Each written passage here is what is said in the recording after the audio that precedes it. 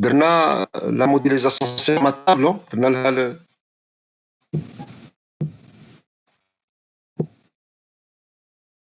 وي درنا لا موديليزاسيون سير ماتلاب ديال لا ماشين.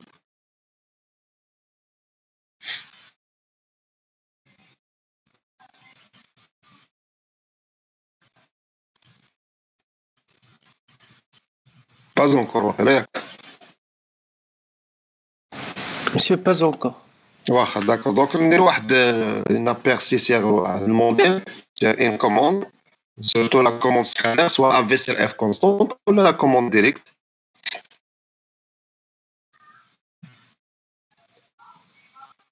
Pour la commande directe, normalement, on doit trouver le courant, l'expression le courant statorique ou le courant torique. À partir de ces équations, on contrôle la machine, que ce soit en couple ou là en vitesse. D'accord. Alors.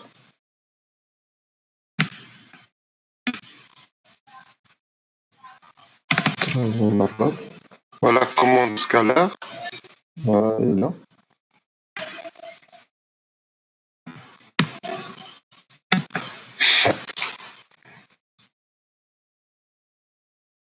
Mais il nous reste de modéliser l'onduleur.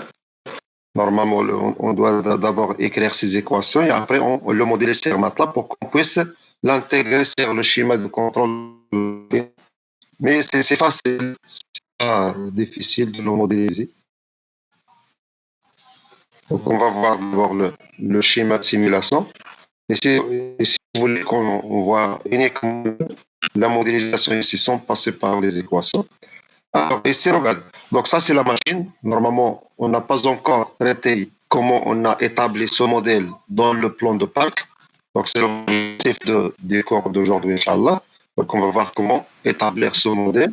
C'est-à-dire, au lieu de modéliser sur le plan ABC, c'est-à-dire avec les grandeurs normales de la machine, on va la transformer sur un axe biphasique, c'est-à-dire uniquement deux phases, bien deux axes, qui au lieu de ABC.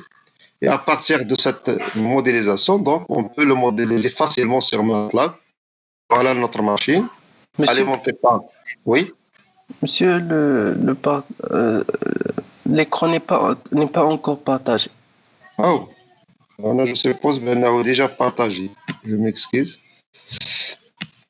Donc, arrêtez le partage.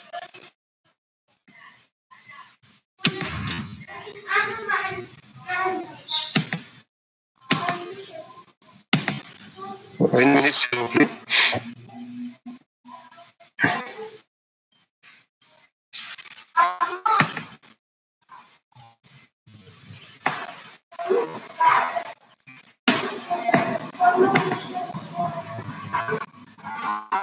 Voilà, partagé.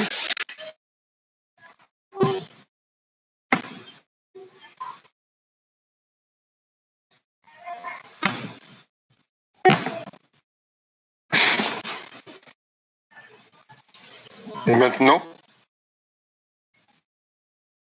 ça marche, non?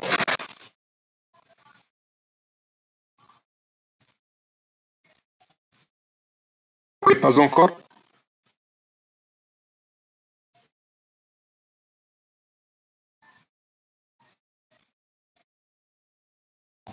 Pas Oui. encore, monsieur.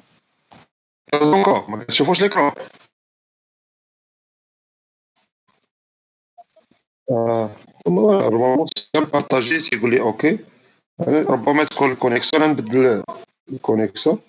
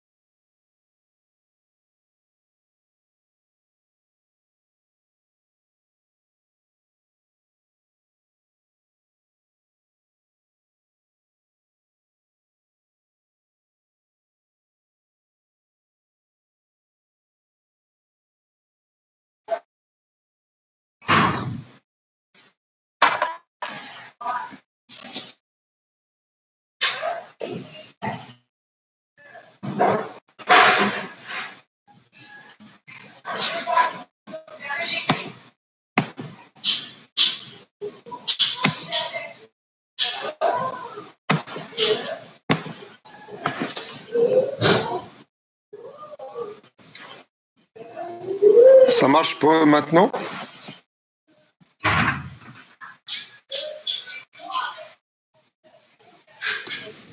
Oui, monsieur. Ça va? Vous voyez bien l'écran? Oui, monsieur. Très bien. Alors, je reviens vers MATLAB. Alors, voilà, regardez, la machine asynchrone, elle est là. Donc, ça, on va pas voir ce qui est dedans parce que c'est déjà, on n'a pas encore, pardon, on n'a pas encore fait la transformation de part. Donc, cette machine, elle est alimentée par un l'ondeler. Et bien sûr, l'ondeler sera commandé via, voilà, en boucle fermée, bien sûr, via des régulateurs. Donc, quel que soit le régulateur de courant, le courant direct, ou bien le courant rotorique. Le courant, plutôt le courant statorique, ou bien le courant rotorique. D'accord? Et bien sûr, donc, cette commande est basée sur les mesures des courants, les courants statoriques et les courants rotoriques. Donc, on va faire une petite simulation. Comme ça, vous allez voir les résultats.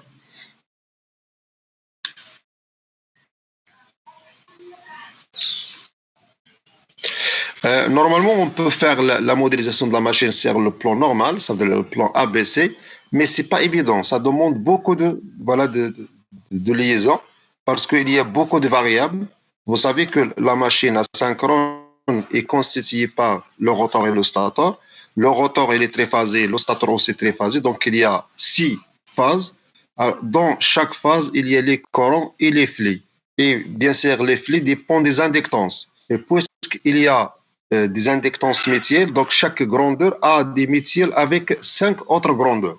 Par exemple, si je prends par exemple la phase A des stators, donc il y a l'inductance propre plus les inductances métielles entre la phase B, la phase C statorique et la phase ABC rotorique. D'accord? Donc il y a beaucoup de variables, d'accord? Ce qui n'est pas évident pour faire la simulation.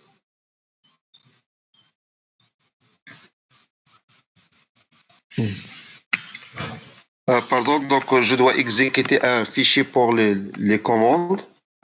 Je m'excuse. Donc, il y a beaucoup de variables à définir, donc on doit ouvrir un fichier qui contient les paramètres de la machine.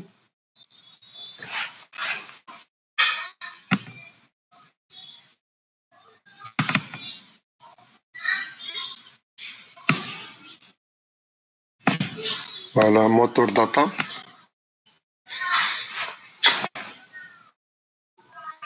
Alors, sur ce fichier MATLAB, on peut définir les variables nécessaires pour la commande. Voilà, donc il y a sur ce fichier, on a défini la résistance statorique, la résistance rotorique, l'inductance métielle entre le stator et le rotor, l'inductance cyclique du stator, l'inductance cyclique du rotor, le coefficient K, sigma. D'accord? Donc, il y a pas mal de variables à définir ici, le nombre de paires de pôles. D'accord? Les commandes, les paramètres de la commande et ainsi de suite. Donc, on va exécuter ce fichier pour que ces variables seront. Voilà, donc voilà, on a chargé ces variables. Maintenant, on peut faire la simulation.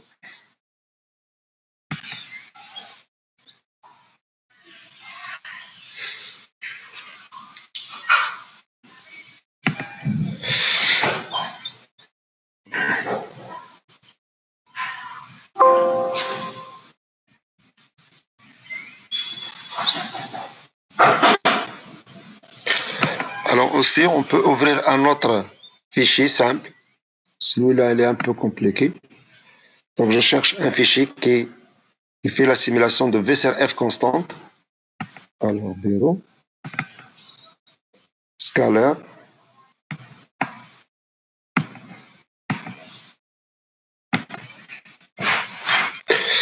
Voilà notre schéma qui est un peu simple.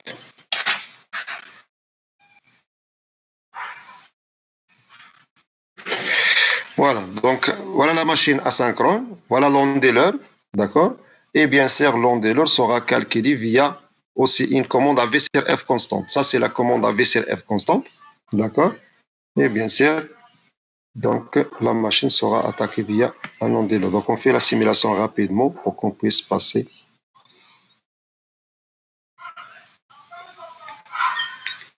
Vous voyez bien le schéma?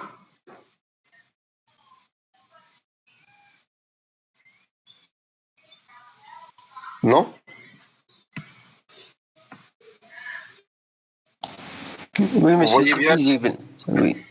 Très bien. Donc, regardez ce plan. On va aller point par point en attendant qu'il termine l'assimilation. Regardez.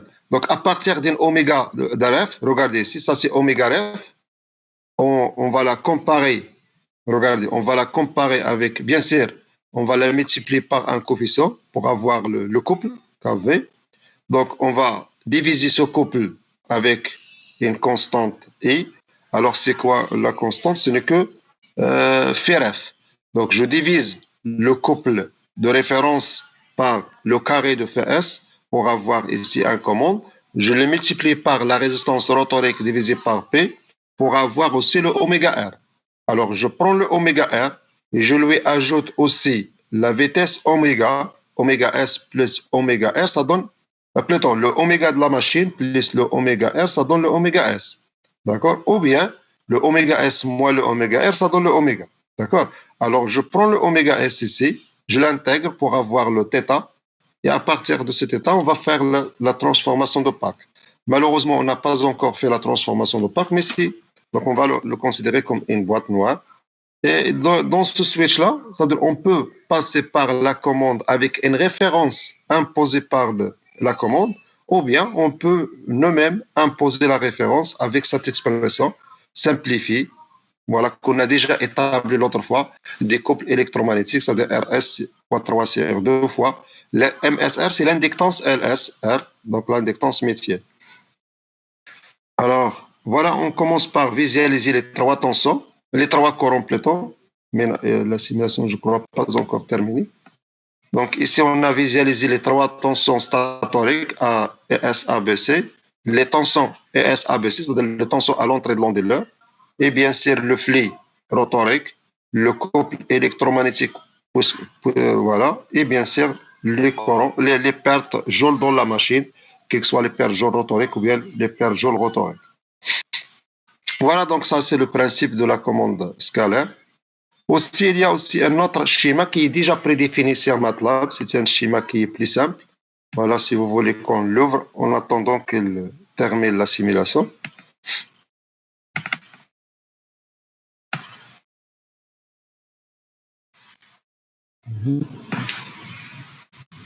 C'est sur F.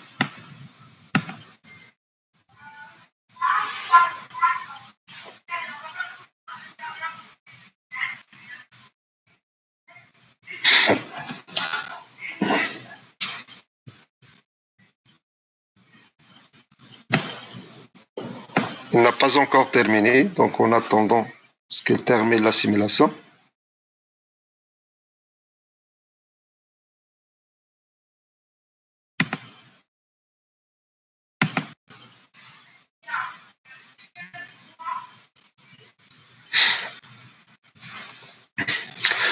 Voilà cette commande à V sur F constante.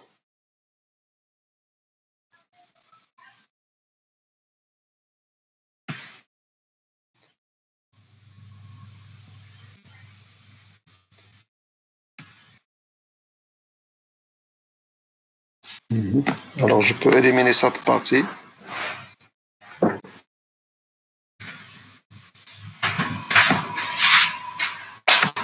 Voilà la commande AVCRF constante définie par MATLAB. Ça, c'est un schéma qui existe déjà sur MATLAB, sur la bibliothèque MATLAB.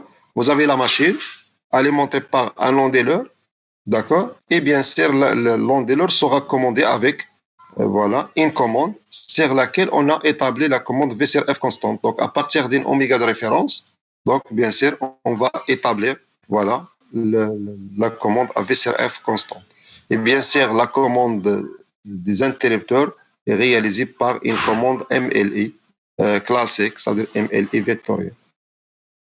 Alors, j'espère qu'elle est déjà terminée. Oh, pas encore. Mais quand même, si vous voulez voir, juste faire un aperçu sur la commande en attendant qu'il termine.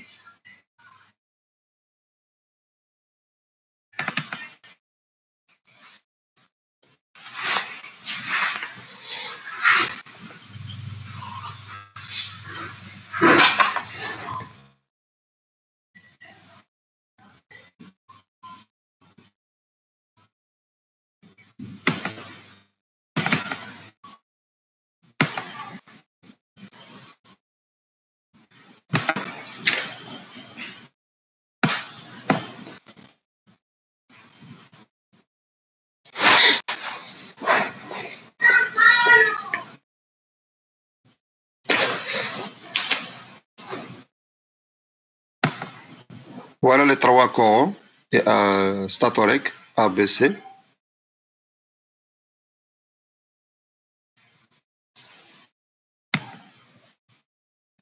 Malheureusement, la simulation n'a pas encore terminé.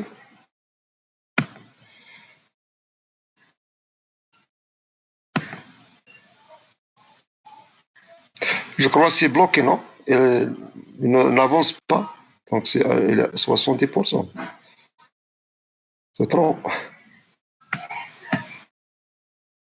Alors, si vous avez des questions concernant cette commande, si vous voyez bien le schéma, si vous avez des questions, on le discute avant de terminer la simulation pour voir les résultats.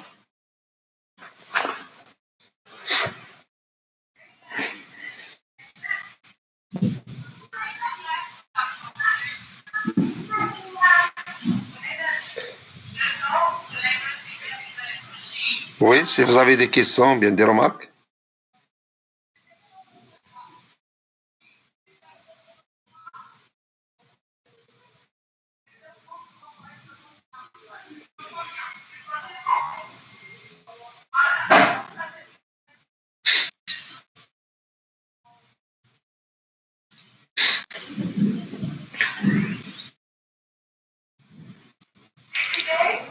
Oui.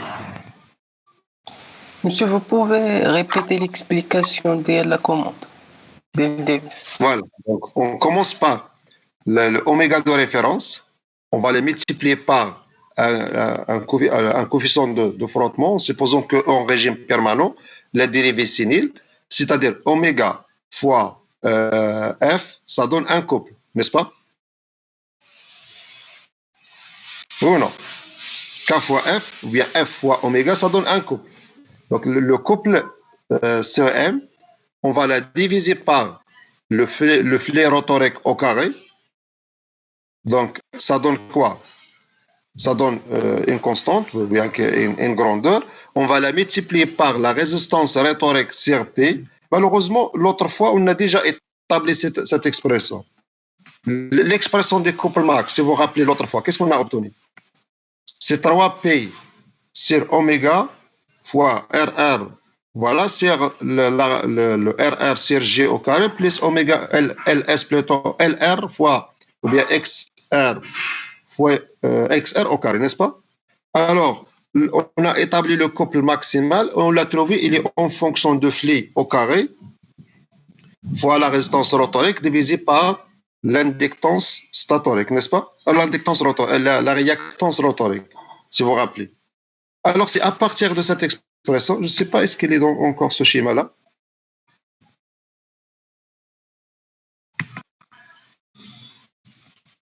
J'espère qu'il y aura ici.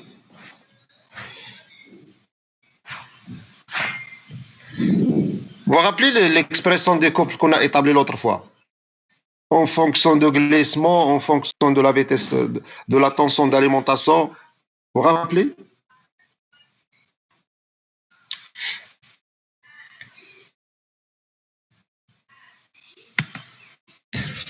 Ok, c'est pas grave. Donc, à partir des couples, on obtient, voilà, on suppose que le calcul c'est connu. À partir des couples, on obtient le oméga R. C'est ça? Donc, voilà, on peut établir l'expression sur le schéma équivalent d'une phase de la machine asynchrone. C'est-à-dire, à partir des couples, on établit oméga R. Alors, une fois que j'obtiens oméga R, le oméga R plus oméga, ça donne quoi?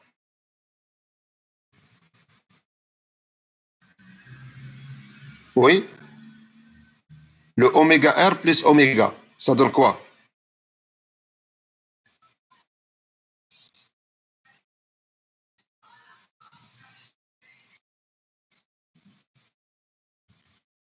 Oui? Oméga R plus oméga, ça donne oméga S, oui ou non? Le oméga R, c'est la vitesse relative, la vitesse c'est pas réel de rotor, c'est la différence entre la vitesse statorique ou bien de synchrone et la vitesse de rotation réelle de la machine. Alors, le oméga R plus oméga, ça donne oméga S. Regardez, c'est dans ce sommateur ici, on prend le oméga R, on lui ajoute le oméga, ça donne oméga S. Et le oméga S, on va l'intégrer pour avoir le θ, parce que la transformation de Park nécessite l'angle, d'accord, entre l'ostator et le rotor pour qu'on puisse faire le calcul. Ça va? Donc, laisse cette partie. Maintenant, le oméga R. Le oméga R ici, c'est oméga de référence. Alors, on va la comparer avec le oméga de la machine. Comment on va obtenir? À partir des couples mesurés de la machine, voilà le CM ici, on va multiplier par une fonction de transfert 1 sur GS plus KF. Normalement, on doit lui ajouter le couple résistant, mais on suppose ici il est nul. Alors, tout simplement, on va obtenir le oméga. Ça, c'est le oméga de la machine, c'est-à-dire le oméga synchronous. On multiplie par pi pour avoir le oméga mécanique de la machine. Est-ce que c'est clair pour cette partie en haut?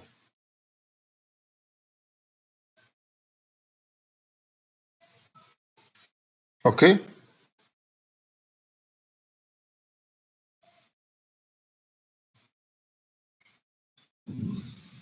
Non.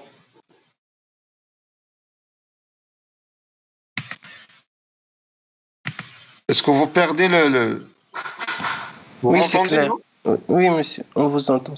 C'est clair. Ouais. Alors, je reviens vers... Malheureusement, c'est trop. Hein? Oh. Voilà, donc je vais lancer juste pour voir uniquement la première partie de simulation. Ça prend beaucoup de temps. Peut-être la méthode d'intégration est mal choisie. Mais vous pouvez voir juste... et si vous avez besoin de ce schéma, je peux vous le envoyer et vous pouvez le faire simulation chez vous, si vous voulez. Donc on arrête, je crois, la simulation. Ça, tout ça, oh, c'est trop. Ça fait plus que 5 minutes et n'a pas encore terminé. Ça y est, j'arrête la simulation. C'est pas important de voir les résultats. Ok.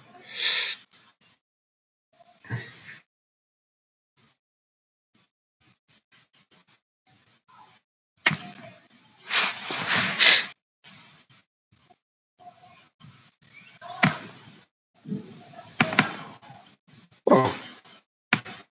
Même l'arrêt ne s'arrête pas.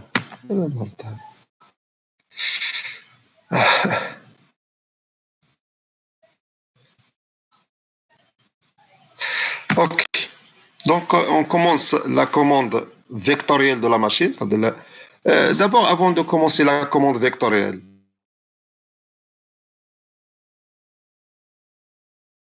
quelle est la commande là?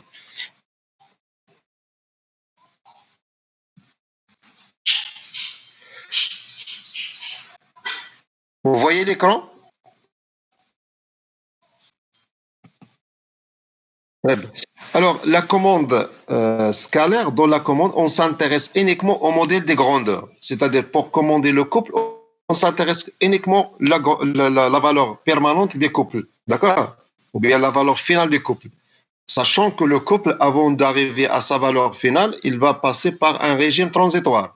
Dans la commande scalaire, on ne s'intéresse pas à ce régime-là, c'est-à-dire au régime transitoire. On s'intéresse uniquement à la valeur finale ou bien à la valeur permanente de la grandeur, que ce soit couple, vitesse ou bien courant statorique et rotorique. Dans la commande vectorielle, non, on s'intéresse à la grandeur à un instant donné. C'est-à-dire on s'intéresse au modèle et aux phases. D'accord? Et par conséquent, on peut contrôler la grandeur dès le départ, c'est-à-dire à t égale à 0 jusqu'à la valeur finale. C'est-à-dire on peut contrôler la grandeur à tout moment.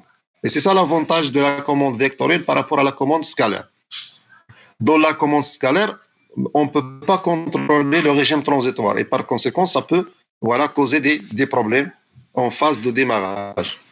Dans la commande vectorielle, non. Alors, pour modéliser la machine, bien sûr, on va faire un ensemble des hypothèses. Bien sûr, on suppose que la machine n'est pas saturée. Ça, c'est la condition la plus importante. On néglige bien sûr les pertes de fer, quel que soit dans le stator ou bien le rotor. La force magnétomotrice dans la machine, on suppose qu'elle est à répartition sinusoïdale. Les résistances des enrôlements, bien sûr, on suppose qu'ils ne varient pas avec la température et par conséquent, on les considère comme des constantes. On néglige l'effet de pont, c'est-à-dire les câbles alimentant la machine, l'entrefer et l'épaisseur, bien sûr, uniforme sur toute la constitution, la formation de la machine. Et bien sûr, la machine, comme j'ai dit, n'est pas saturée. En plus, on suppose que l'inductance voilà, de la machine et c'est posé, voilà, uniforme, bien sûr, ne subit pas de variation avec le changement de la température lors du fonctionnement de la machine. Voilà les hypothèses très importantes, voilà, à considérer avant de passer à la modélisation vectorielle de la machine. Alors, dans une machine asynchrone, bien sûr, il y a trois phases statoriques et trois phases rotoriques. Dans une machine à bague ou bien à cage, donc généralement, le rotor il est court-circuité. Normalement, ici, c'est en rouge, c'est les enrôlements rotoriques. En principe, ils sont en court-circuit. D'accord? Dans la plupart des cas. On l'ouvre uniquement si on veut commander la machine via le rotor. À part ça, bien sûr, par nature, elle est en court-circuit. Normalement, je dois terminer le schéma pour court-circuiter. Voilà le rotor. D'accord? Et bien sûr, le stator, il est alimenté via le réseau. Ou bien sûr, via un ondule. Alors, à partir de ce schéma-là, d'accord, on peut établir les équations électriques de la machine. En commençant par la tension VSA, ou bien VAS, ça veut dire la tension statorique sur la phase A, égale à la résistance de l'enrôlement statorique fois le courant statorique A, plus la variation de flux par rapport au temps. C'est-à-dire plus dFSA sur d de t. La même chose dans la phase B et la même chose dans la phase C pour le stator. De même pour la phase A rotorique, la phase B rotorique et la phase C rotorique. D'accord? Alors, je vais augmenter ici pour voir là.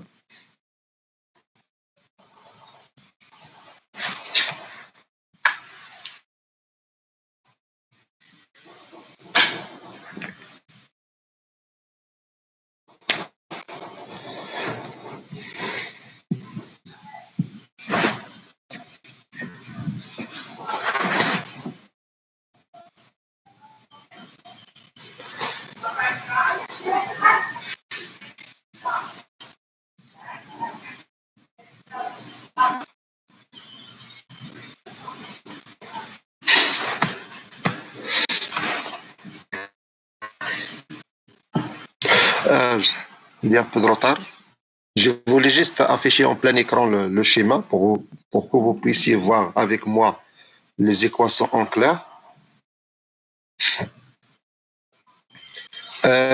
J'ai dit que la phase statorique, la phase A statorique, voilà, dans la phase A statorique, j'écris VSA égale à RS fois ESA plus 2FSA sur 2 de T. À votre avis, FSA, ça veut dire le flux sur la phase A, égale à combien? Le flux dans cette phase, si vous voyez bien, la phase A, le flux c'est égal à combien?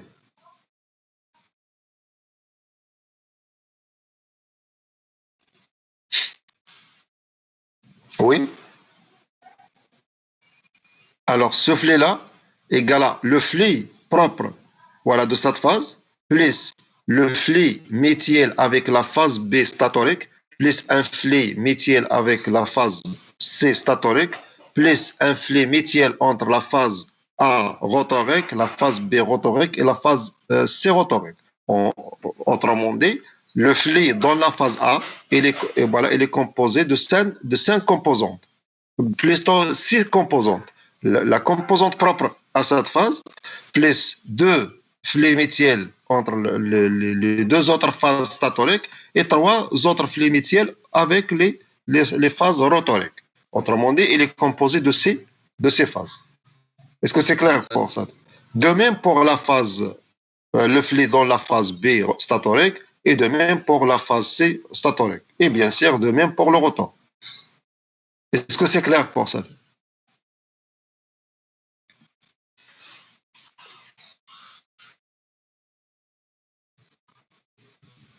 Alors, donc, bien sûr, on peut l'écrire, parce qu'on a dit, on peut l'écrire sous forme voilà, de matrice.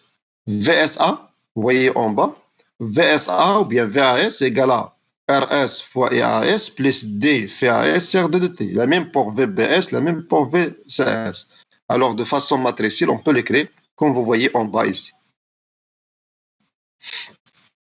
Alors, pour le rotor, c'est la même chose, sauf que les tensions VAR, VBR et VAR sont nuls parce que les rotors sont en court-circuit. mais les équations s'écrivent de la même façon que dans le stator. Or, pour les équations des flux, c'est-à-dire le flux, quel que soit dans le stator ou bien dans le rotor, le flux Fs, quel que soit A, B ou bien C, égale à une inductance propre plus une inductance mutuelle entre le stator et le rotor, c'est-à-dire MSR, c'est-à-dire la mutuelle entre stator et rotor, multiplié par les courants statoriques. De même pour le flux rotorique, égale à l'inductance mutuelle rotor-stator fois les courants statoriques, plus l'inductance propre rotorique fois le courant rotorique. Bien sûr, chaque matrice ici LS, MSR ou bien MRS ou bien LR est composée par 6 composantes. Par exemple, si on prend le LS, égal à le petit LS, c'est l'inductance propre de l'enroulement considéré. Le MS, c'est l'inductance mutuelle entre stator et le stator, c'est-à-dire le A et le B. Ici, l'inductance mutuelle entre le A et le C. J'ai perdu la souris. Voilà ici. Donc ça, c'est LS, c'est l'inductance propre de la phase A. L'inductance mutuelle entre la phase B et la phase C. L'inductance mutuelle entre la phase C et la phase A. Et puisque le stator, il est fixe, d'accord? Donc il ne tourne pas. L'angle, c'est constante entre le déphasage entre les trois phases. Donc c'est constant. C'est pourquoi on l'a considéré LS, MS, MS. Ce sont des constantes. Par contre, les inductances mutuelles entre le stator et le rotor n'est pas constante parce qu'elles dépendent de θ. Et puisque le stator fixe et le rotor tourne, donc il y a toujours un changement de θ et par conséquence, donc l'inductance mutuelle varie. Alors, si vous voyez en bas, l'inductance MSR qui est égale à MRS moins 1 ou bien transposée, alors c'est la même chose, soit on écrit ici en bas, si vous voyez bien, le MSR égale à le MRS moins 1 ou bien le MSR transpose, qui est égal à une constante MSR fois cos θ. Alors cos θ plus 2 π 3 ou bien cos θ moins 2 π 3. Alors, si vous voulez, voilà si vous voulez qu'on démontre ces relations, on peut le faire. C'est facile. On le démontre ou bien c'est clair, on peut passer.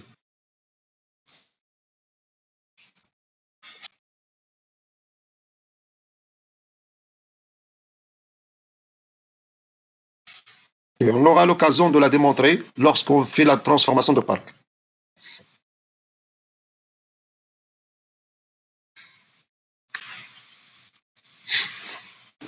D'accord, monsieur.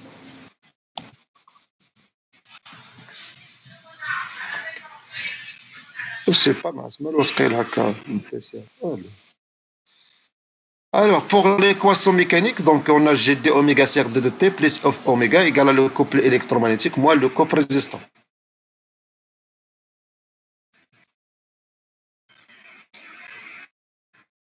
Alors, la transformation de Park. Alors, pourquoi la transformation de Park? Alors, si vous remarquez, on revient en arrière. Regardez ici. Alors, pour modéliser la machine, on a combien de variables? Regardez s'il vous plaît. Si je prends par exemple la première équation, qu'elle soit rotorique ou bien statorique, le LS est formé de 9 variables. Le LS, 9 variables. Le LR, 9. Donc 9 plus 9, ça fait 18. Le MSR, aussi 9. Le MRS, aussi 9. Alors, on a 36 grandeurs à contrôler. Alors, pour contrôler le flux, c'est-à-dire les flux, quel que soit rotorique ou bien statorique, on a besoin de savoir ou bien de modéliser 36 grandeurs. Alors, ce n'est pas évident pour une telle modélisation. Alors, tout simplement, qu'est-ce qu'elle a fait, M. Park? Il a pensé à transformer la machine, c'est-à-dire au lieu de la représenter sur 3 axes ABC, on va la représenter sur uniquement 2 axes. D'accord? Et bien sûr, on va réduire le nombre des paramètres à contrôler. D'accord? Ça veut dire réduire le nombre des inductances, réduire le nombre des flux, des composantes de flux, et ainsi de suite. Alors, c'est ça ce qu'on va voir dans la transformation de Park. Alors, regardez qu'est-ce qu'elle a fait. Alors, au lieu de prendre les 3 phases SA, SB et C, il a prendre uniquement 2 axes D et K. D, c'est-à-dire D, c'est la phase directe, et K, c'est la phase quadratique. D'accord? De même pour le rotor. Voilà ce qui dit sur le stator, on peut le faire ou bien le dire sur le rotor. Alors, normalement, j'ai chanté un ensemble des étapes pour avoir ce résultat. Normalement, la transformation de part, qu'est-ce qu'on va faire? On va passer par les équations de la force magnétomotrice. Je crois qu'on doit démontrer cette partie parce que c'est très important. Juste, voilà, je vous donne juste l'essentiel. D'accord? Échappe.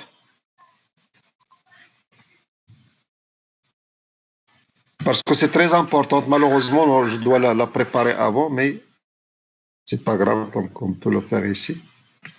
On va le faire ensemble. J'ai l'habitude de le faire sur le tableau en classe, donc c'est pourquoi je n'ai pas le préparé ici.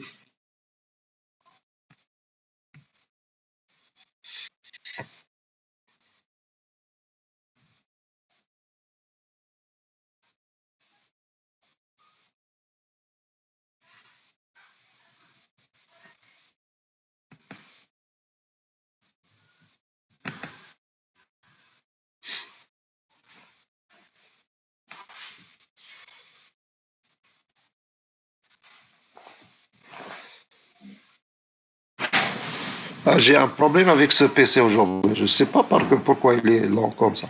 C'est anormal. Alors, on commence par tracer les trois axes.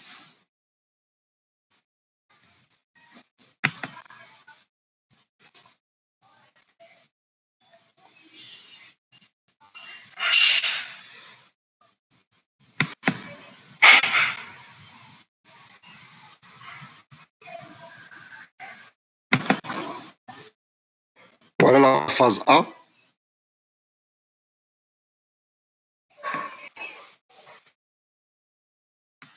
La phase B.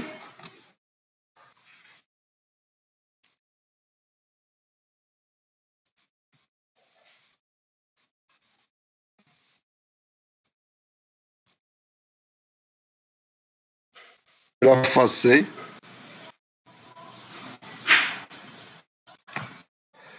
Alors, bien sûr, on va tracer la phase D, comme ça. Alors, je change la couleur.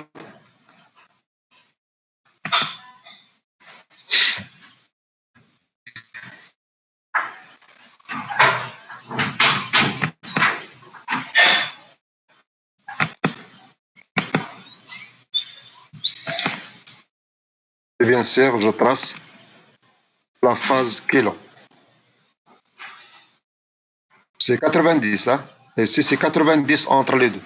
Donc, ça, c'est le...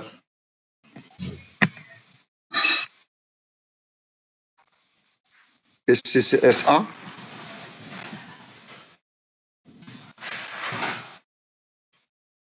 B. Et le S.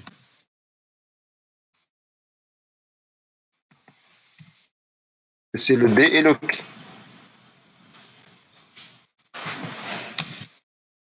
Le D et le Q. Alors, j'ai dit pour modéliser, bien pour trouver la matrice de passage, on doit modéliser les forces magnétomotrices. D'accord? Alors, je cherche la force magnétomotrice de la composante A. Alors, regardez. Je note ici les forces magnétomotrices propres à chaque. Alors, pour les stators, on va la noter en vert.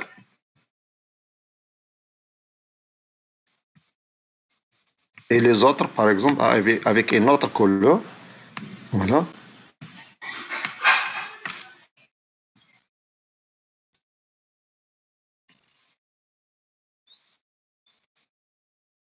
Alors, ça, c'est la force magnétomotrice A. Et c'est B. Et c'est C.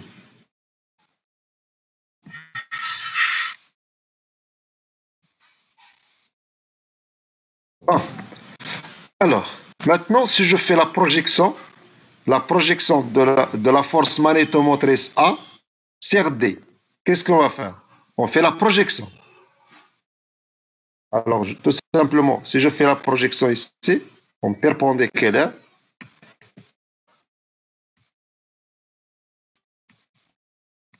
vous voyez ce que je suis en train de faire. Ça, c'est une projection. C'est-à-dire, ici, il y a voilà, un angle perpendiculaire. On l'appelle, je crois que c'est clair. Aussi, je fais la projection de la composante B sur l'axe D.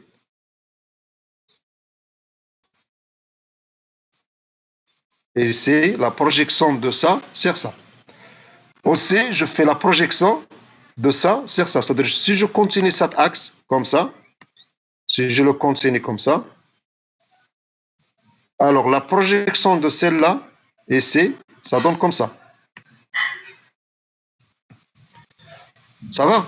Alors maintenant, la force magnétomotrice, c'est une somme. On peut faire la somme algébrique. Au contraire, si on fait la tension ou bien les courants, ça ne va pas, parce qu'on ne peut pas faire la somme algébrique des courants ou bien les tensions. Ça va? Alors ici, on va noter ici epsilon A, c'est-à-dire on va noter ici uniquement EA, de la force magnétomotrice A.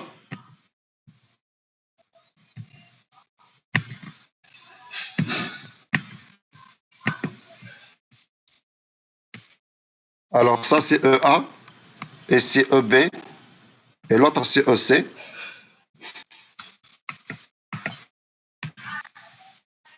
Ça c'est EC, c'est EB. Alors, la projection de EA sur l'axe D, qu'est-ce qu'elle va donner? Bien sûr, ça c'est θ.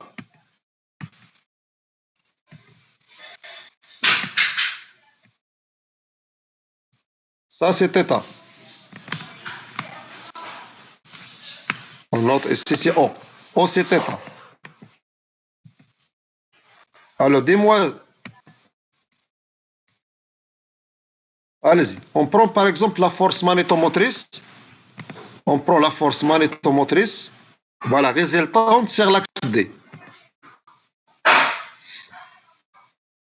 Allez-y. ED égale à quoi? On fait la projection des trois composantes. Un volontaire, s'il vous plaît.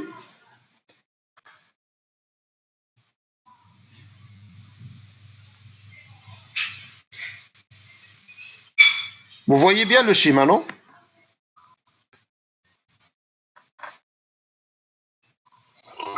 Monsieur, ED égale à EA cosinus θ. Très bien, exactement, c'est ce qu'on va voir. ED égale à EA cos θ plus.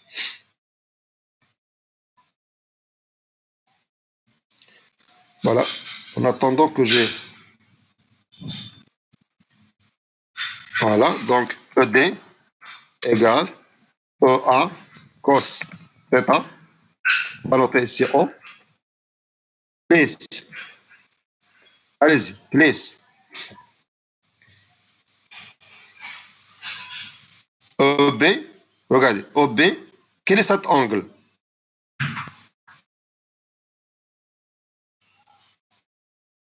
C'est θ moins 2π sur 3, n'est-ce pas? EB cosinus θ moins 2π sur 3.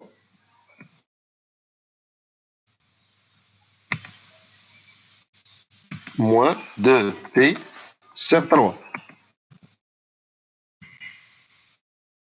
Alors, je peux écrire ici P parce que je suis dans l'équation, donc on peut remplacer C par P. Oh oui, le P est là.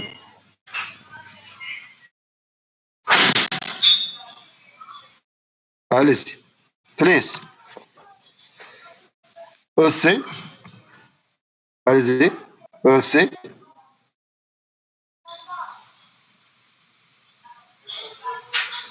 EC. On va faire toujours la même projection. C'est toujours le.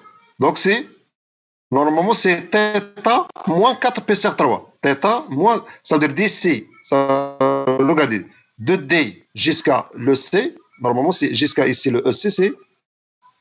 Ici, c'est plus 2π sur 3.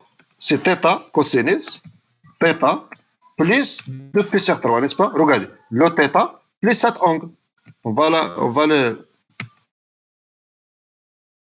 on va le tracer l'angle que vous voyez bien. Regardez ici.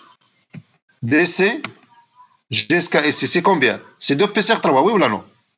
2π sur 3 plus θ. C'est le 2π sur 3 plus θ. Vous êtes d'accord, non? Oui, monsieur. Oui ou non? Oui. Voilà. Alors, c'est 2p sur 3 plus 2p sur 3 sur θ. Voilà. Θ plus 2p sur 3. Voilà. Ça va, c'est bien. Alors, ça, c'est pour le. Et si je note ici le θ, pour ne pas avoir cette θ, elle est là. Elle est là. θ, elle est là. Alors, maintenant, EC.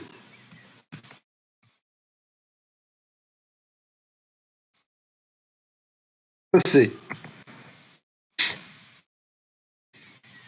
Plutôt Okelon. C'est pas EC.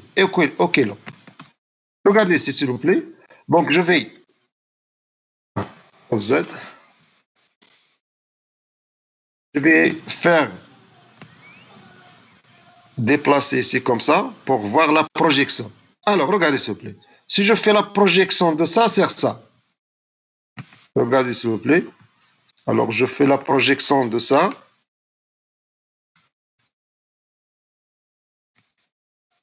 Sur ça, regarde. Qu'est-ce qu'elle va donner? Au lieu de cos θ, on va prendre quoi? C'est quoi ici? C'est le sinus θ, n'est-ce pas? Oui ou non?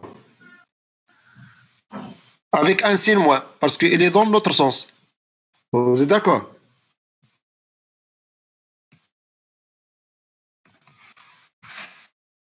Oui ou non? Oui, monsieur. Alors ici, ça sera ici moins OA fois sinus θ. Même chose ici. Si vous voyez pour l'autre, aussi, ça sera aussi négatif. Donc ici, moins EB fois sinus de θ moins 2p sur 3. Alors, moins sinus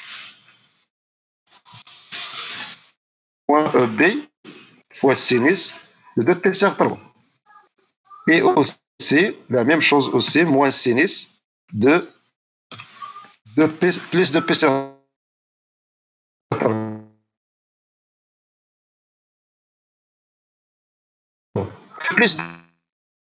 Alors, le plus de P sur 3, c'est comme moins 4 P sur 3. Et voilà le schéma global, bien l'équation des deux forces magnétomotrices.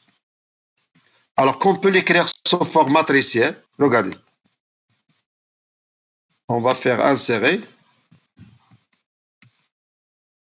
l'équation. Voilà, on va l'écrire sous forme matricielle.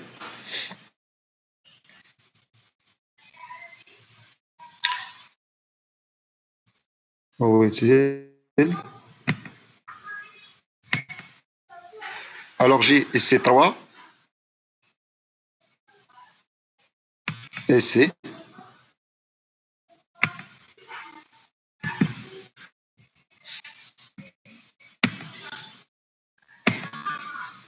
égale, c'est uniquement de C, pas 3.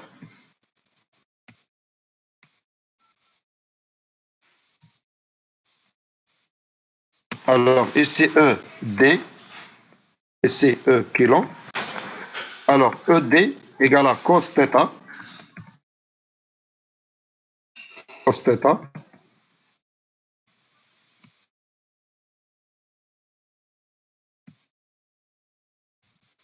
Et c'est cos θ moins 2p sur 3. Moins 2p sur 3.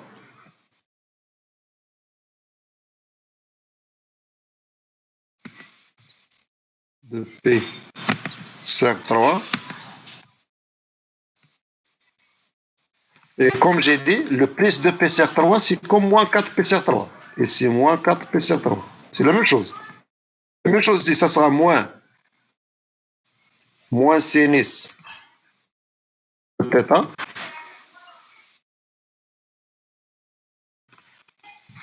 Moins sinus de θ.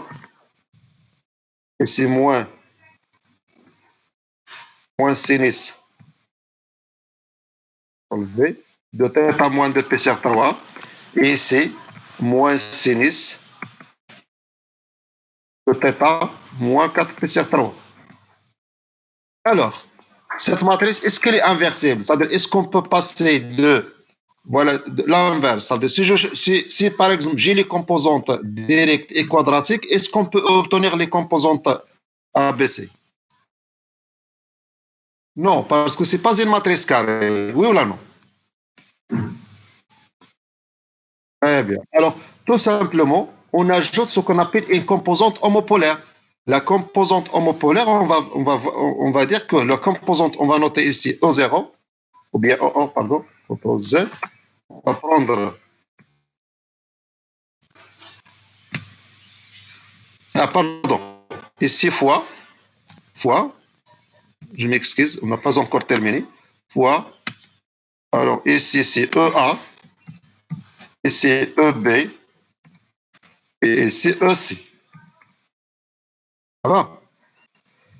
Alors, j'ai dit pour avoir la matrice inversible, tout simplement, on va ajouter, voilà, des composantes, voilà, et une troisième composante, si vous voulez, voilà, homopolaire. Cette composante, tout simplement, on va la noter comme ça. CTRL C, CTRL V, on va noter ici E0 égale à, si le système il est bien équilibré, donc ça sera EA plus EB plus EC. D'accord? Et bien sûr, on va ajouter une troisième. Et bien sûr, pour avoir aussi, bien sûr, la production, on ne peut pas voir que on peut le multiplier par un coefficient K0 fois. D'accord? K0 fois. Ah, c'est bien. Alors, passons maintenant à l'équation en fonction des corps. Malheureusement, je dois ajouter une troisième. Je ne sais pas, est-ce que je peux l'ajouter? Sinon, on va créer une autre matrice, je crois. Insérer. Alors, on va créer une autre matrice de 3 lignes, 3 colonnes. Ici, égale.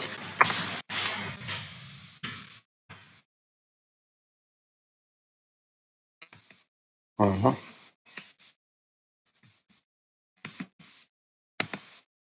Ici, à l'intérieur.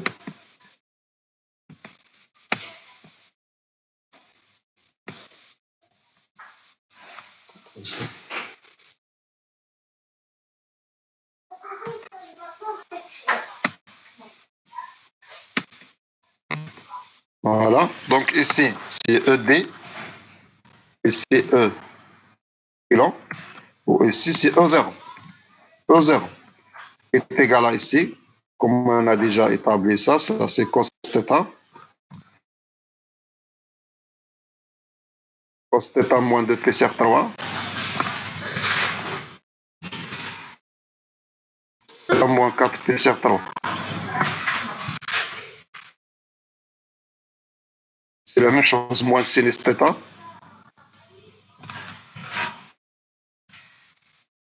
Donc, si vous remarquez quelque chose d'anormal, faites-moi signe. Hein. Avec moi, si je trompe dans le calcul ou bien dans le hada, il faut me signaler. Et bien sûr, ici, je note ici EA, ici EB, ici EC. Alors ici, je note ici K0, K0, K0.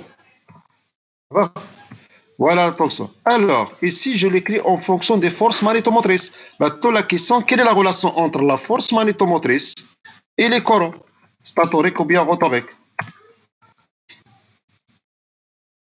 Oui?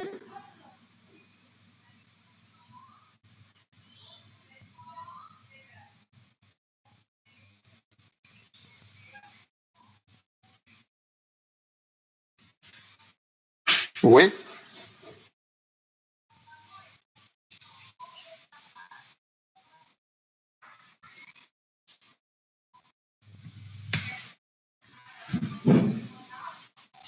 S'il vous plaît, j'attends les questions. Quelle est la relation entre la force magnétomotrice et le courant? Vous avez déjà fait ça.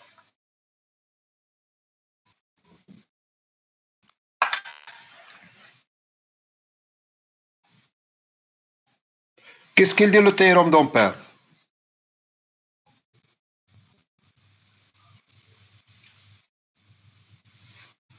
c'est l'ensemble, c'est dans la réactance équivalente multipliée par le flux, ça donne la force magnétomotrice. Voilà. Voilà. Et c'est la force magnétomotrice. C'est-à-dire que, voilà, A, ce n'est que la collectance de circuit multipliée par le flux de circuit divisé par le nombre de spires. Autrement dit, si on suppose que ça est grandeur, on peut noter ici EA égale à K fois EA. EB, c'est K fois EB. EC, c'est K fois EC. C'est une constante fois le courant. Il dépend du courant. On suppose que c'est pourquoi on a déjà proposé ou bien c'est posé des conditions.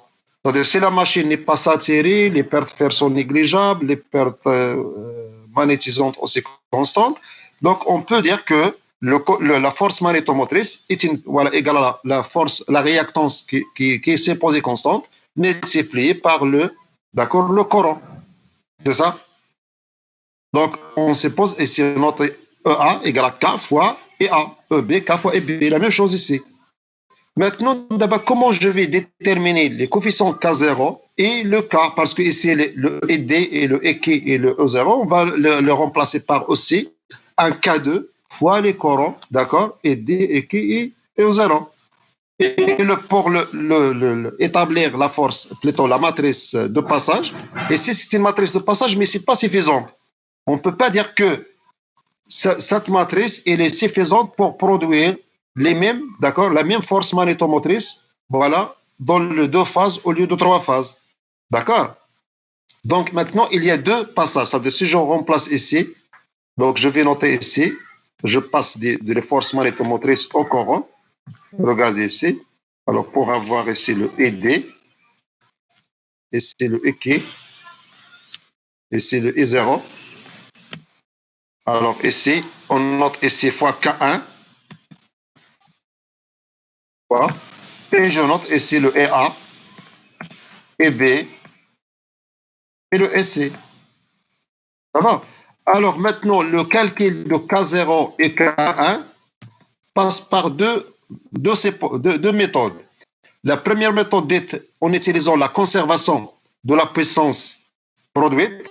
Ça veut dire quoi? Ça veut dire que la puissance produite par les trois phases, VA fois EA, plus la puissance produite par la machine, VA fois EA, plus VB fois EB, plus VC fois SC, ça va donner la même chose, ED fois VD, plus VK fois EK. Ça s'appelle la méthode de la conservation de puissance. Conservation de puissance. Ça va? La deuxième méthode, voilà, suppose la conservation de puissance, de l'amplitude du courant. Alors, si par exemple EA égale à Emax fois cos ou bien sinus de N oméga T, plutôt de oméga fois T, et B, Katsawi Emax sinus oméga T moins 2 P sur 3, alors le ED sera aussi égal à Emax fois sinus ou bien cosinus, c'est la même chose. Généralement, on utilise le cosinus pour le ED, cosinus de oméga fois T. Alors, on suppose que le courant max ici égale à le courant max ici. D'accord? Ici, le courant max ici. Ça va? Il y a un Emax dans le cas de la composante directe égale à le Emax dans la composante quadratique. D'accord? Et bien sûr, à partir de cette hypothèse s'appelle la conservation de l'amplitude des courants. L'amplitude des courants. Généralement, la première est la plus utilisée parce qu'elle donne de bons résultats. D'accord? Et bien sûr, il donne une similarité à 100% presque. Alors, la deuxième, c'est rarement qu'on l'utilise. Donc, on va la dépasser. Alors, tout simplement, qu'est-ce qu'on fait? Sachant les expressions des courants et des tensions, on a VA égale à Vmax sinus oméga T.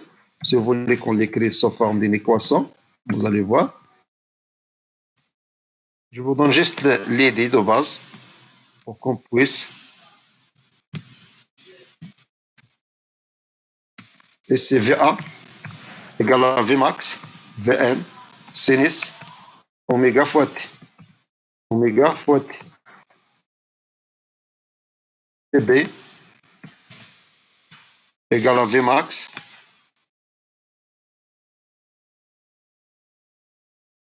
et c'est Vb égale à V max moins de P sur 3. Oméga fois t moins de P sur 3. Moins de P sur 3. 2P sur 3. Et VC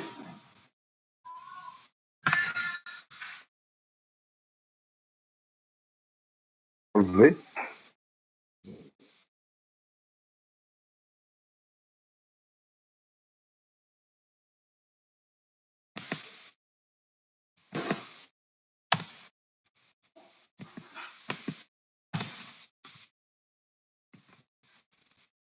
هذه VP وهذه هنايا VC وهنايا moins 4 P sur 3. Je crois que vous avez déjà fait le calcul. Pour les corons, la même chose. Pour les corons, ça sera la même chose. Les corons, je crois, dans le plan ABC. V. Alors, ici, je note ici et A. Ici et B. Ici et C. Et ici, bien sûr, au lieu d'avoir le V, il y a le I.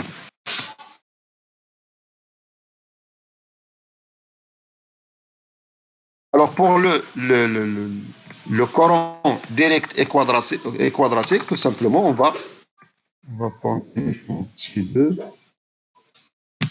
C'est pas grave. Donc, le ED égale à ED max fois sinus ou cosinus θ, ou bien oméga t, et bien sûr, le EK, ce sera ici E max fois cosinus de θ moins P sur 2, parce qu'ils sont déphasés de P sur 2. Et on fait le produit, on fait l'égalité. D'accord? Et on va trouver la constante K1 et la constante K0. Est-ce que vous avez... Donc, tout calcul fait, on a obtenu ce résultat que vous voyez ici. Alors, on a trouvé le K1, c'est racine de 2 sur 3, et le K0 égale à 1, c'est racine de 2. Ça y est? Vous êtes d'accord, s'il vous plaît?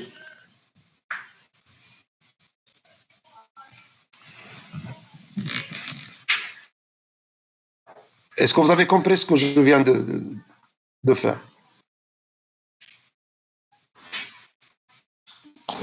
Oui, monsieur.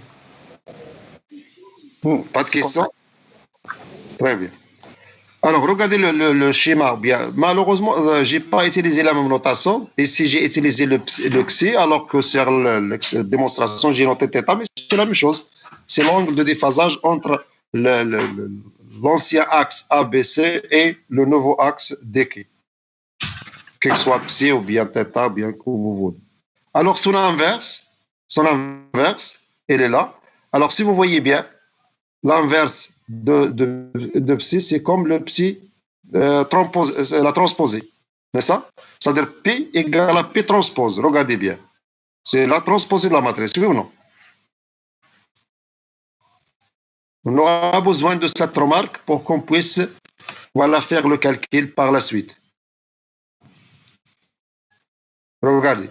Le P, c'est-à-dire la puissance, ça s'appelle la matrice de passage. La matrice de passage inverse, c'est la matrice transposée. C'est la matrice de passage transposée. C'est bien?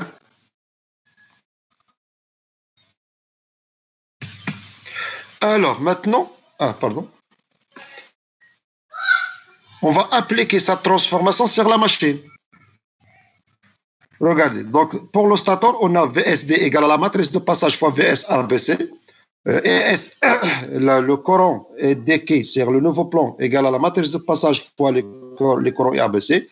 Et le flux, bien sûr, on peut, d'accord? La même chose pour le rotor. Ma question, alors c'est un exercice à faire pour vous la prochaine fois. Alors, comment on a établi cette équation? Regardez, on a trouvé que VDS égale à RS fois EDS plus DFS sur DDT moins dθ sur DDT fois FKS. À votre avis, qu'est-ce qu'on a fait pour établir ces équations?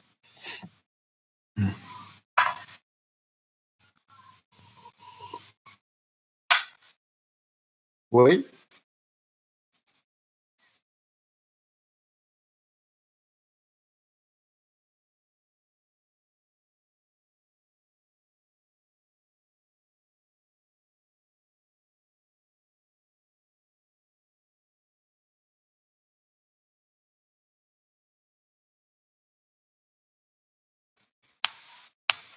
Oui. Ok, Kennedy. Ou bien vous voulez pas parler?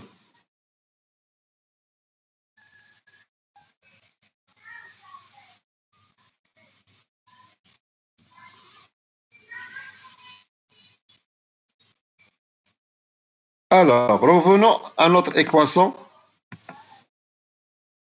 de départ.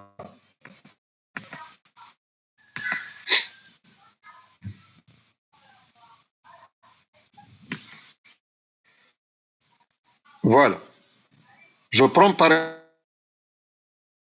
exemple égal à RS fois ES plus D sur de T fois FS. Alors, regardez qu'est-ce qu'on va écrire à partir de cette équation.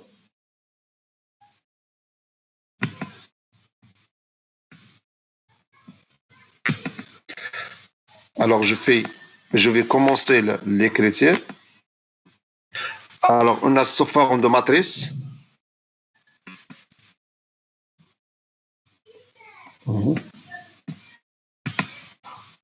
On a dit que VS ABC égale la matrice de passage P.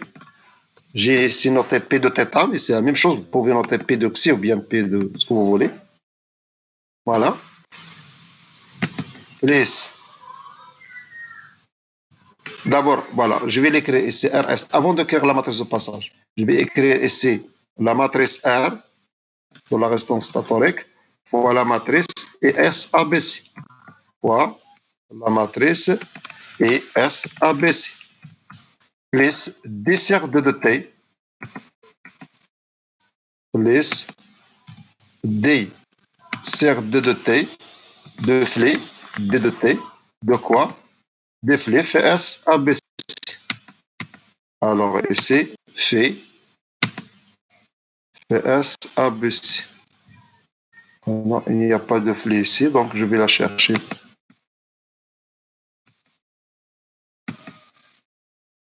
Alors je note ici fait S ABC. Vous êtes d'accord sur cette écriture pour l'instant, n'est-ce pas? Alors maintenant, je remplace VS ABC par la matrice de passage. Je note ici égale à quoi? Égale à P, la matrice de passage, égale à la matrice P de θ.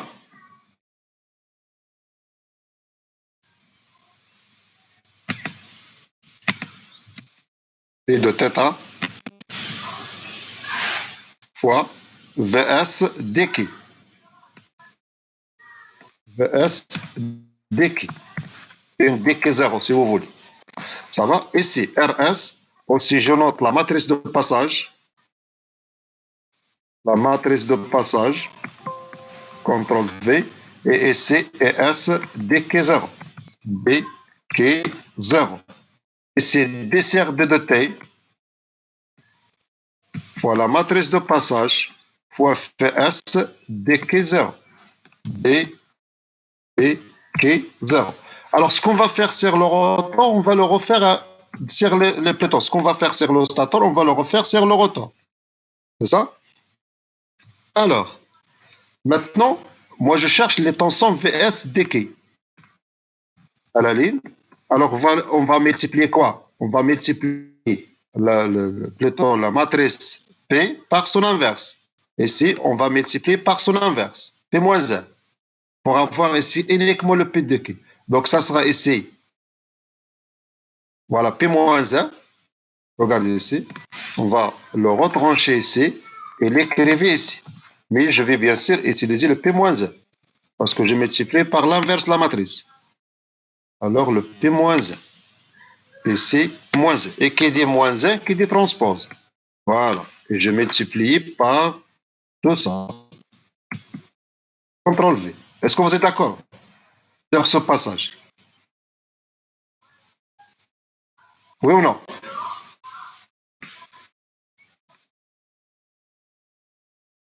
Aucune réaction. Vous êtes Oui, monsieur. endormi ou quoi? Oui, monsieur. Oh, Alors, monsieur. la matrice R, c'est une matrice identité, n'est-ce pas? C'est-à-dire, on peut R, c'est une constante fois la matrice identité. Donc, on peut le faire sortir. Oui ou non? Le R, la matrice R, on peut le faire sortir. C'est-à-dire, on peut l'écrire ici, sans problème. Parce que si on revient vers la fonction, regardez, R, RS, RS, RS, les autres sont 0, 0, 0. C'est-à-dire, si je fais factoriser par RS, ça sera 1, 1, 1. Donc, c'est une matrice identité. Par conséquent, le produit d'El n'affecte pas la matrice. Ça va? Alors, on peut le faire sortir. Et bien sûr, le P-1 fois P, tout simplement, ça reste, d'accord? Et si c'est RS, bien sûr. Ça, c'est le RS. Alors, donc, parce qu'on travaille sur le stator. Alors, le P-1 fois P, ça, c'est l'unité. Donc, ça sera ici, de la passage suivant. Alors, tout simplement, le VSDK égale à RS fois ESDK. Alors, au niveau de courant, il n'y a pas de problème. Et voilà. Maintenant, regardez, j'ai P de θ moins 1 fois D de Pθ fois FSK. Alors, ici, la dérivée de produit. Donc, on va développer cette écriture. Donc, ça sera ici D de P de θ sur D de T plus fois, bien sûr, fois FSDK plus, voilà, le P de θ fois la dérivée de Flé. Plus P de θ fois D sur 2 de T, parce que la dérivée de F fois G égale à la dérivée de F fois G plus G fois la dérivée de F. Voilà, CTRL V, P de θ fois dφs sur 2 de T. CTRL C. CTRL V. Ça va, vous êtes d'accord, s'il vous plaît? Alors, ici, on a la dérivée de θ sur 2 de T.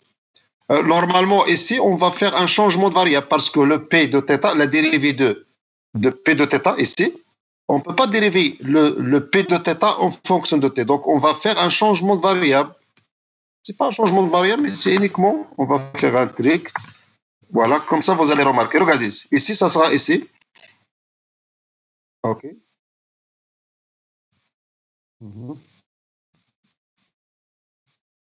Ah, pardon, je me suis trompé ici. Donc, regardez. Ici, donc, VSDK RS fois quoi? Ça, c'est bien. P de θ moins 1 fois D sur 2 de T. Ça, oui, c'est ça. Donc, j'ai oublié de multiplier par 2θ. Tout ça, donc, ça sera ici en facteur de P moins 1. Alors, je dois ajouter un parenthèse pour ne pas... Alors, comme ça. La même chose ici. Alors, je dois le mettre entre parenthèses parce que tout ça multiplié par 2P de θ moins 1. Alors, regardez ici. Et c'est le dessert de dt de P de θ. Je vais écrire, c'est dessert dθ fois dθ sur 2 de t. C'est-à-dire ici, dessert dθ. Regardez ce que je vais écrire ici. C'est d fois dθ. Et c'est dθ. Vous avez ce que je viens de faire? Alors, le d sur dθ, ou bien le dθ sur 2 de t, c'est quoi? Le dθ sur 2 de t. Je vais commencer par lui. CTRL V. C'est quoi le dθ sur 2 de t?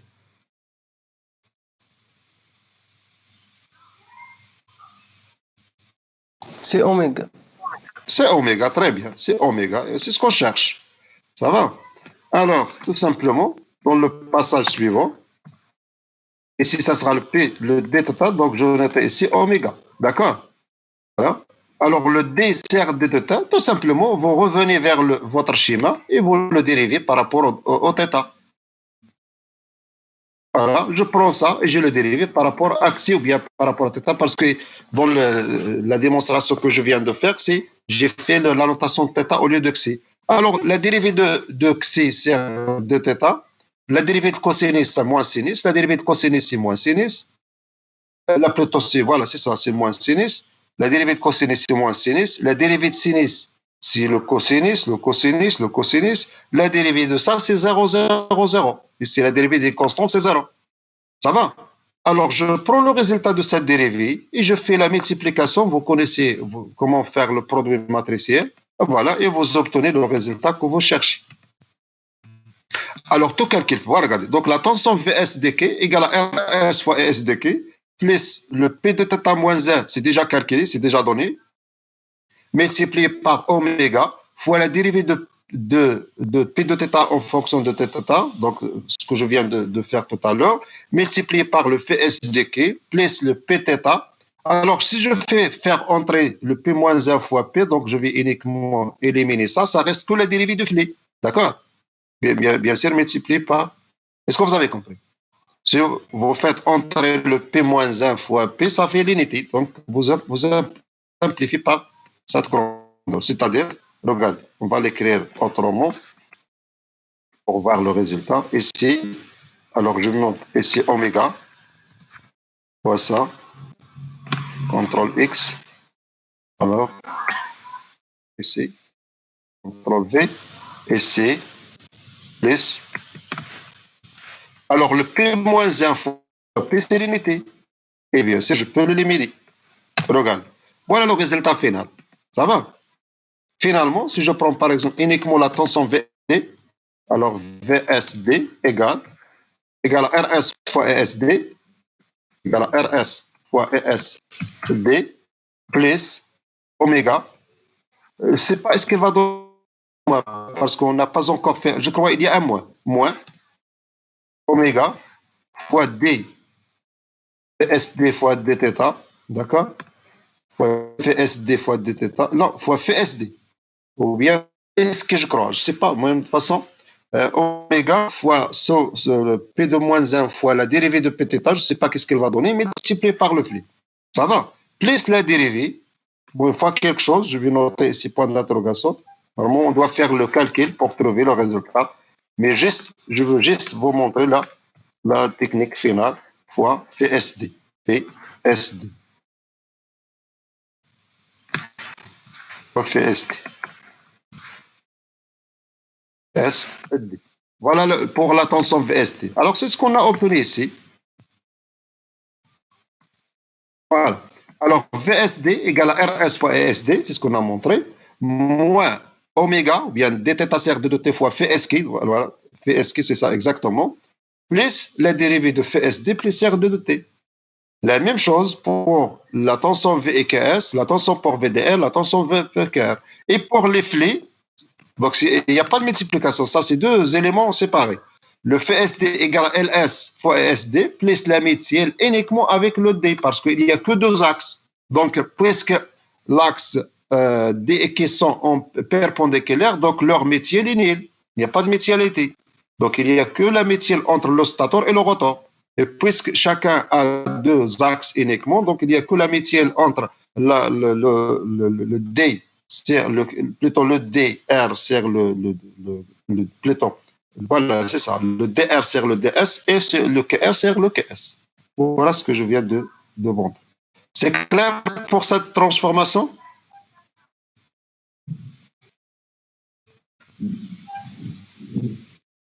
Oui? Pas de questions?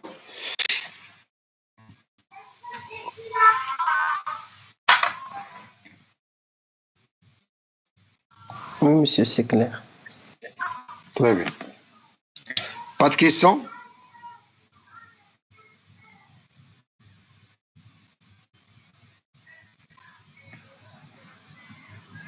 Oui, pas de questions?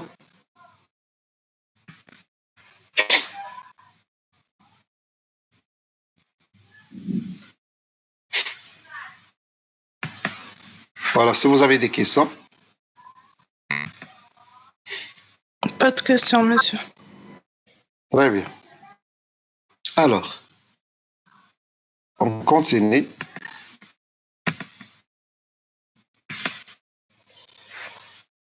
Alors, pour la transformation de parc, on applique sur la machine. D'accord.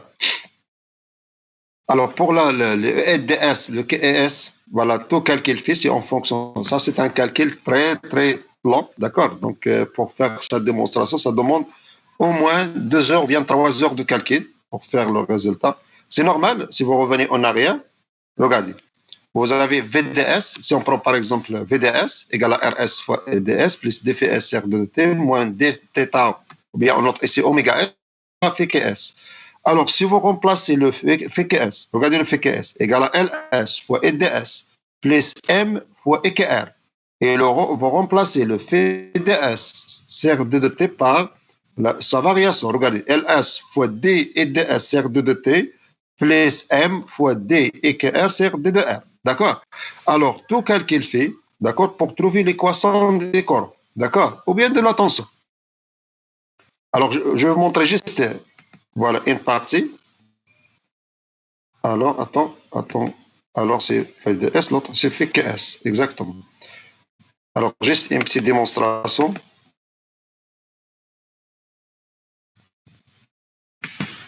Alors, je prends uniquement la première question et vous pouvez continuer vous-même.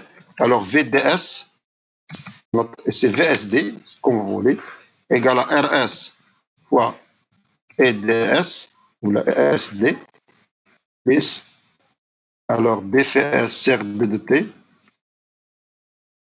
D et CFS. Il n'y a pas de. Voilà. Je vais le copier d'ici. Alors, fait SD, CRB de T, moins oméga S bien sûr, moins oméga S fois FS FRD. C'est quoi? RD. Oméga S.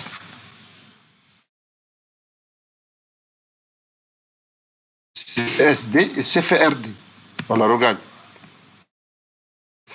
Là, c'est pas, c'est Fiki. Je m'excuse, il n'y a pas de R. S, K. Kilo. Alors, maintenant, on va remplacer chacune par son expression. Est égal. Alors, c'est RS fois ESD plus D sur 2 de T. Voilà, en facteur. D sur 2 de T. Alors, je remplace FSD par, et c'est LS fois ESD plus M fois ERD. Vers le schéma pour s'assurer de cette équation. Le fait DS égale à LS fois ESD plus M fois ERD. Ça va? Ou bien EDR. Okay.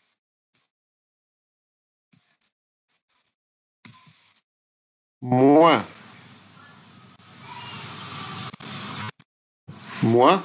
oméga S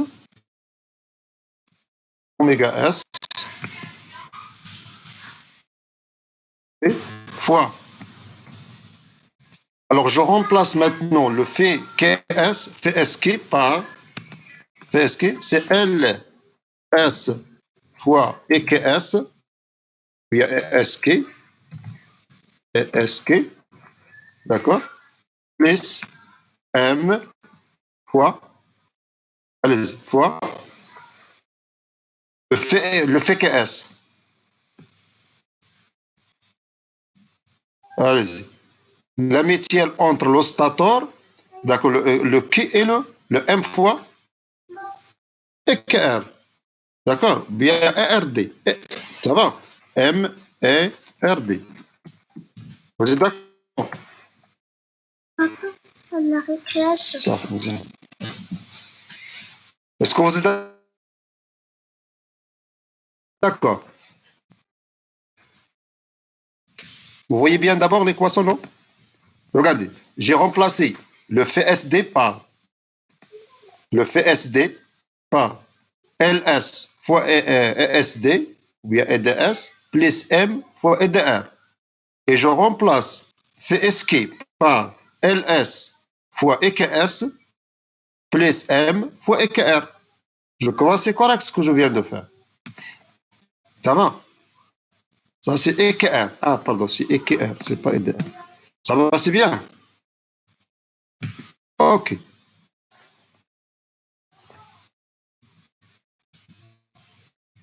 Ça va? Alors, maintenant, voilà, si vous dérivez ça, par rapport à ça, donc on va faire un ensemble des changements de variables pour trouver l'expression que vous voyez ici.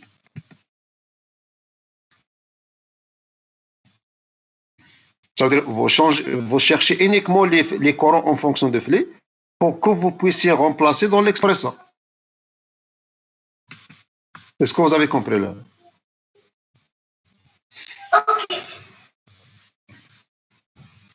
Alors, si vous voulez refaire le calcul, c'est facile, c'est pas difficile, d'accord? Bien sûr, le sigma ici, c'est uniquement une variable à proposer par le calcul. Donc, c'est pas une propriété de la machine. Ça, c'est juste pour simplifier l'expression, on a proposé ce sigma égal à 1 moins la métielle au carré divisé par LS fois LR. Donc, ça, c'est LS fois LR. Ça va? OK. Alors, finalement, une fois on a établi les expressions dans le plan de parc, alors notre machine il devient comme ça. Donc, il y a plutôt deux phases statoriques, phi D et phi K. Voilà. Et bien sûr, deux phases rotoriques en court-circuit comme le cas normal. Voilà, direct et quadratique. Alors maintenant, on passe à la modélisation. Donc, il y a deux façons de modéliser la machine. Soit on le modélise à travers les équations différentielles, soit on le modélise à travers des schémas blocs. Comme vous voyez, pour le schéma bloc, c'est pas évident, c'est un peu difficile, d'accord? Alors, on a passé par les équations et les équations différentielles, c'est beaucoup mieux, d'accord? À votre avis, c'est à partir de l'équation de la machine, voilà, bien sûr, l'équation qu'on a établie dernièrement. D'accord? Alors, je reviens en arrière. Comme ça, vous voyez. Regardez l'équation qu'on a établie. C'est à partir des équations différentielles. Bien sûr, on va remplacer les flux par les corons et on obtient uniquement la variation des corons en fonction de flux. Sinon, on peut travailler avec la variation des flux et à partir de ces variations de flux, on peut obtenir les corons, comme vous voulez. D'accord? Alors, si vous voulez qu'on fasse ensemble la deuxième façon, moi j'ai fait la variation de courant dans le schéma que vous voyez. Regardez. Regardez ma fonction. Elle prend comme paramètre la tension ESD, la tension ESK, le courant ESD, le courant ESK, le flux FRD, le flux FRK, la vitesse et le coffre résistant. Et bien sûr, on a établi les différentes équations différentielles, la variation des corons, la variation des flux FRD et FRK, et bien sûr, on a obtenu le résultat que vous voyez à droite. Alors, ici, si vous voulez qu'on fasse l'inverse, c'est-à-dire on peut écrire l'équation différentielle à travers les flux, et une fois j'ai obtenu les flux à la sortie, on peut voilà, déduire les corons par voilà le biais de ce résultat-là. Voilà, si je connais le fait SD, le fait KS, le fait DR et le fait KR, on peut avoir les corons. Et si je connais le coron, on peut avoir bien sûr les couples, ou bien le couple. Est-ce que c'est clair pour la démarche?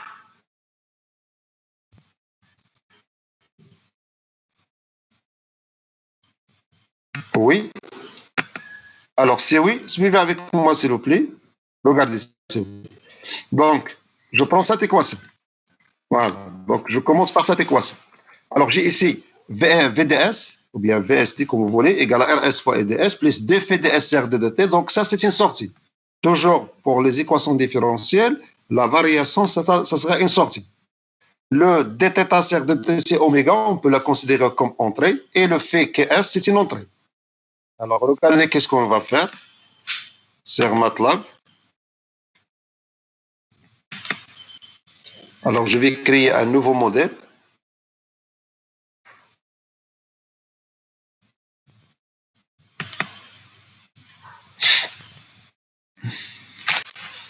Vous voulez vous reposer 5 minutes ou bien on continue?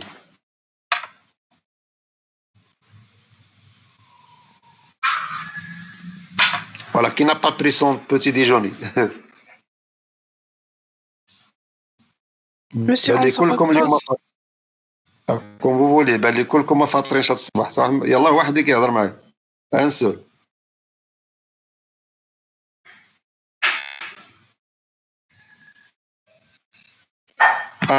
on se repose واحد 5 minutes d'accord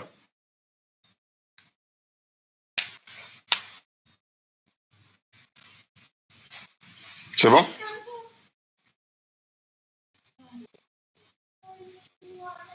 ça va vous êtes d'accord s'il vous plaît واحد 5 ولا 10 minutes maximum ونكملوا ça va Oui, monsieur. يلا d'accord يلا تبارك الله عليك